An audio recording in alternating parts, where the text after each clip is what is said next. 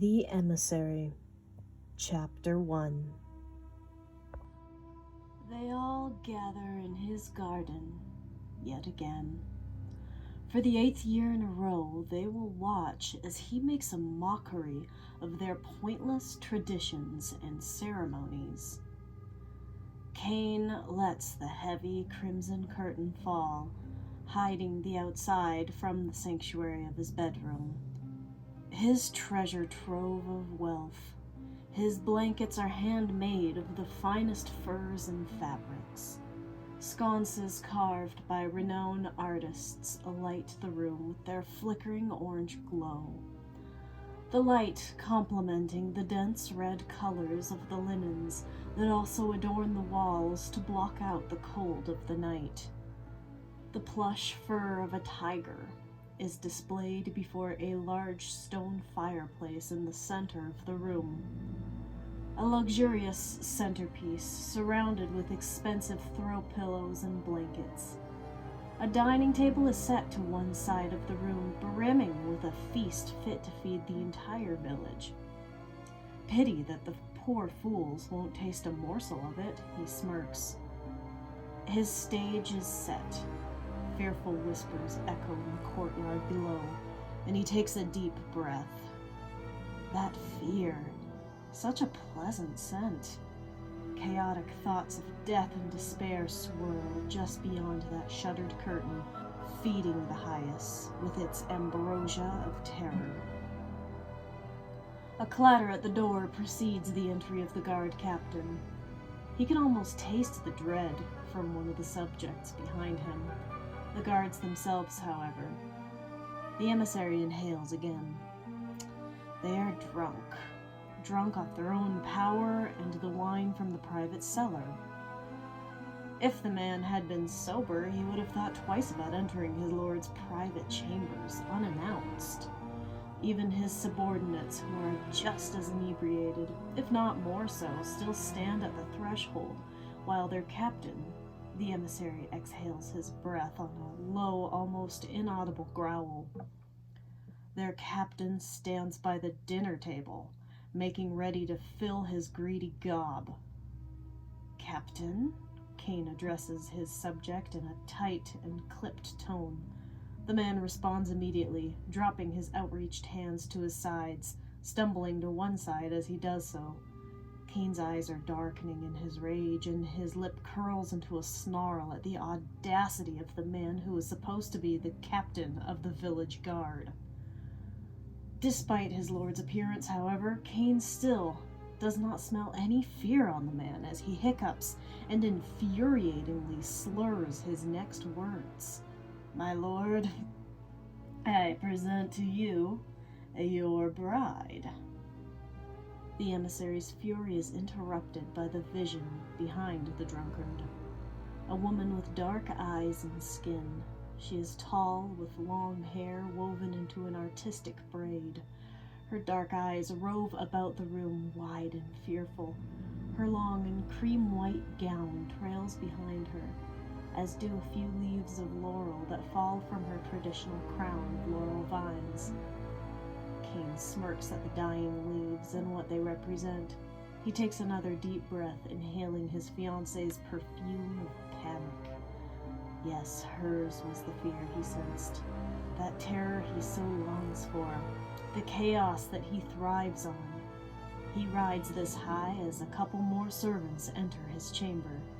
One face he recognizes among them, but is too fixated on his new bride to pay them much attention. "My lady," he smiles, his wolfish grin at her. "Shall we begin?" She blinks her eyes a few times, an attempt to deny the events that are transpiring before her. If she closes her eyes and opens them again, she will be back in her bed at home, and it will all have been a dream. She turns her face away, her breath hitching. That is the last time she makes eye contact with him. A silent vow to herself. Cain doesn't mind the rejection too much. His other wives are much the same. He has other ways of getting their attention. The two servants move to the large red curtain, parting the heavy fabric to let the blue light of a full moon. The dark stone balcony is revealed to hold 2 more guards and a priest. A captive crowd of villagers stand in the courtyard below. "Priest!" Cain calls to the old man in dark robes, and he steps forward, eyeing the statue-like demeanor of the guards standing nearby. He carries a scroll in one hand and a string of beads in the other. The servant with the strangely familiar face steps up to stand next to the priest. A decorative clay jar is held between her hands. Laurel's symbol is carved neatly on either side of the vessel. The priest opens the scroll with shaking hands and clears his throat to speak. We are gathered. Louder, priest, we can't hear you," the emissary commands. He places a hand at his bride's waist. Her posture is stiff, cold. She is too terrified to move. There is a brief moment of silence before the priest continues, like a calm before the storm, an impending sort of doom. "We are gathered," he says, on a fresh breath tinged with terror, "here this evening to Speak clearly, priest. No one here can understand that incessant stammer of yours." Cain laughs. The priest takes a shuddering breath. The servant beside him watches the exchange and takes a few steps to the side. Her eyes dart between the two as though waiting for an outburst of some kind.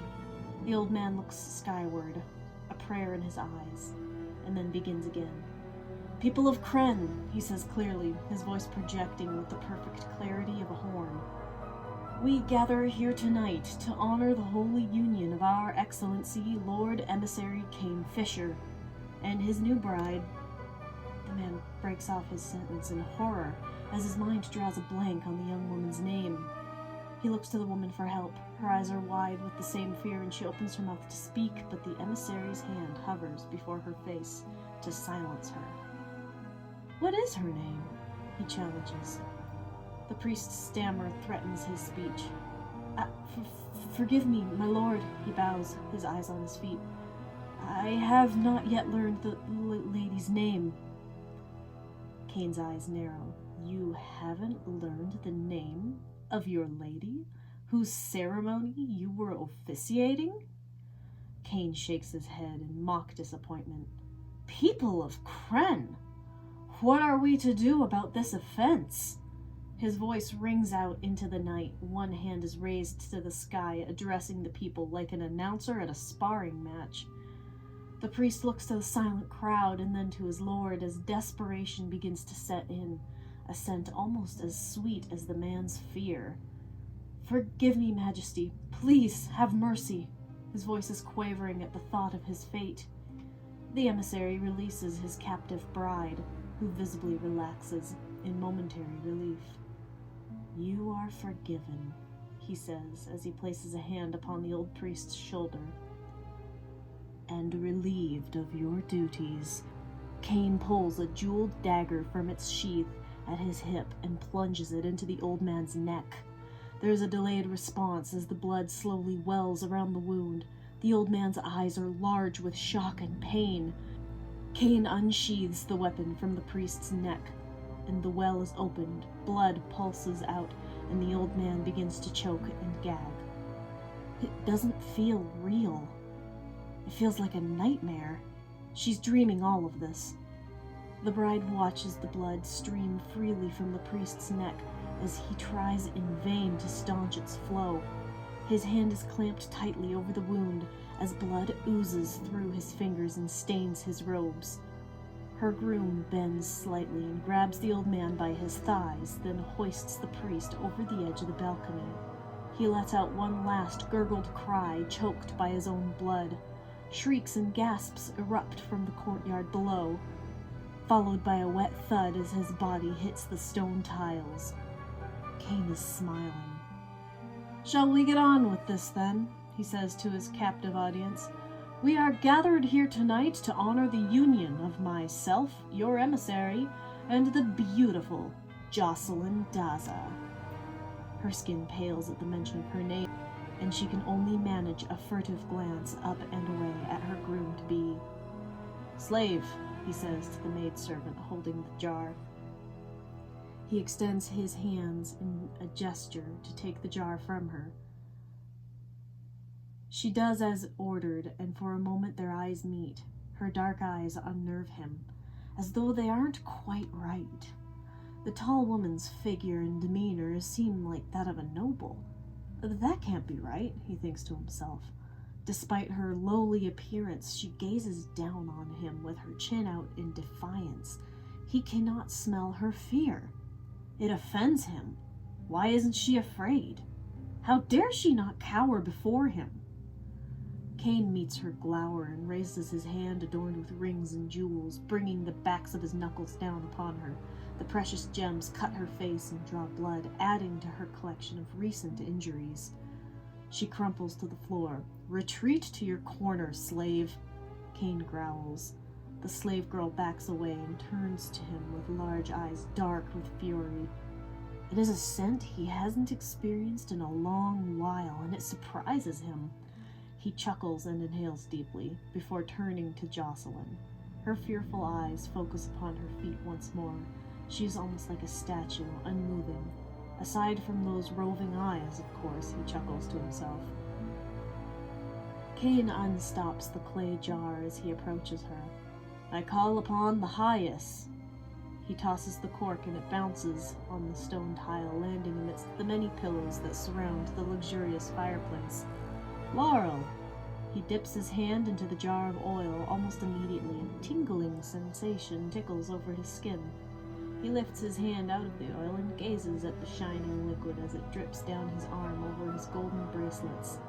It is a sensation he is not familiar with, but one he promptly ignores. After all, he looks out over the balcony at the villagers gathered below. His public awaits. He turns to his bride and applies the oil to her forehead and cheeks. All the while he feels the slave's hatred as her glare warms his back with her fury. He smiles. "Slave," he beckons her forward, and she stands, limping slightly as she approaches. Cain places the jar in her hand and turns to Jocelyn. "Kneel, my lady." She looks up at him as he takes her hand. "We are being wed." Her hand trembles in his as he kneels, forcing her down with him. The oil on his hand still tingles with a strangely intensifying sensation. It's almost uncomfortable now. The slave dips her hand into the jar and applies the oil to Cain's forehead and cheeks. His hand begins to burn, as though he'd been touched by some form of acid. He looks at his hand again. The skin has become an angry red. Blisters are forming, white and bubbling along his arm wherever the oil touched him. His face begins to burn as well now. He shakes his head and shouts in frustration and pain. "My lord?" The slave visibly suppresses a smirk. The emissary rubs at his face, accidentally smearing the oil into his eyes, and the burning spreads. He shouts again, scratching at the itching burn that torments him. Jocelyn stands backing away and touches her own face in confusion. Her hands come away with a mixture of oil and blood. But not her own blood, she realizes, as she is unharmed by the oil. When she looks up at her emissary again, she sees him in a frenzy, tearing and clawing at his own flesh, each scrape of his nails tearing away the angry reddened skin to reveal a layer of skin that is black as obsidian. His blood no longer runs red now, but black as the flesh beneath his facade, marring his once handsome face. His screams become distorted as his disguise begins to fall and his human eyes seem to reflect a yellow glow as he turns his glare upon the rebellious slave. She did this. She did something to him, to the oil. "What is this?" he snarls in a voice more bestial than human. "What did you do?" The slave takes a deep breath, that smirk still tickling the corners of her mouth as she parts her lips to speak. "It is holy oil, your grace. It is what is required of a matrimonial ceremony." Venom coats the last sentence as she lifts the jar over her head and smashes it down upon the crouching beast that was once the emissary. Jagged pieces of pottery cut his skin and infect the wounds with more of the sacramental oil. He screams in rage and pain, the sound seeming to shake the very walls of his palace. He lunges at the girl, but she doesn't move. She stands her ground in defiance. His hands reach to curl around her slender neck, but instead he finds himself slamming headfirst into an invisible barrier. Cain falls at the feet of the haughty slave girl. She stands above him with the posture of a royal, her nose turned up at him. Realization dawns on him now as he understands why she is so familiar to him. Her mannerisms, her speech, and the way she carries herself. Fowless had been so lost in his own illusions that he did not see who was hiding in plain sight. "Sister," he breathes, "what have you done?" "What was necessary," she says coldly. "He's all yours, Corin," she calls to the empty air beside her. A heavy presence falls upon the room. Fear grips Cain as his animalistic gaze darts about himself. "Corin? You went to Corin?" he hisses. Shalea meets her brother's gaze, and for the first time in years, he sees her, really sees her. Her filthy clothing, torn, wrinkled, and stained. One sleeve is ripped from her shoulder, cuts and bruises on her face he recognizes as ones he had inflicted. But there are others upon her body. It left no question as to how this slave had been used in the past. He is suddenly filled with guilt for being so blind. Justice needed to be done. Rage fills her voice. The scent was heady to Fowless, but now turns his stomach. One can only suffer abuse for so long before rebellion becomes necessary. "Fowless," a disembodied voice calls out. "It's time to come home." Home? The creature who had once called himself Cain Fisher scoffs. "I have no home," he growls, "only darkness. The abyss is my home." "If that is what you wish, brother, then so be it," Shalea says darkly. "No," Corin says. "Fowless, the time for hiding has ended." "Hiding?" he laughs. "Hiding? I've been right here this whole time." "Concealing yourself behind the skin of a human," Shalea shouts. "You are no better, sister. You've run to the judge, jury, and executioner yourself. What are you going to do when the highest of justice sees your sins?" He laughs again. "Or have you already confessed them?" Shalea looks to the cowering crowd of villagers in the courtyard below, then to the poor bride-to-be as she shrinks against the wall behind her. He is right. In some way, she is responsible for Fowless getting to the core on that night. She led him right to it. "Whatever my sins may be, I will serve the punishment granted me." She sighs as her features begin to change from the lowly slave girl into the being of magnificence. Messy brown hair pales to white as it lengthens and tumbles into long platinum locks over her shoulders. Her dark skin lightens to a porcelain complexion, muddy brown eyes fading to gold and locking onto her brother's gaze, holding him in her grasp. "So long as I get to watch you suffer yours." Translucent figures appear as if from the very air itself, surrounding Fowless and imprisoning him. It was at this moment that Fowless felt yet another barrier passing over him. It rakes through him, removing any trace of his human disguise that may have remained. He looks like darkness itself, Jocelyn realizes. She has never seen such a creature. Shalea turns to Jocelyn then, and she is captivated by the Hyas's beauty. "Run," she whispers. "You should not be here for this." Spears materialize into the ghostly soldier's hands, and in one swift motion drive the weapons toward Fowless, each apparition in perfect unison. The Hyas cries out in pain. His screams are as frightening as his looks. Jocelyn can only describe the Hyas as an absence of light. Certain shadows within him shift just enough that one can make out distinctions in his features, but even those qualities of the Death Hyas are disturbing. A shadow that drips darkness and death into the very air itself. His cries punctuate Shalea's words. and Jocelyn picks herself up to flee for the door. "No!" Phallus shrieks. "She's mine!" Fear makes her fly headlong down the staircase to freedom as Phallus's screams echo through the stone hallways.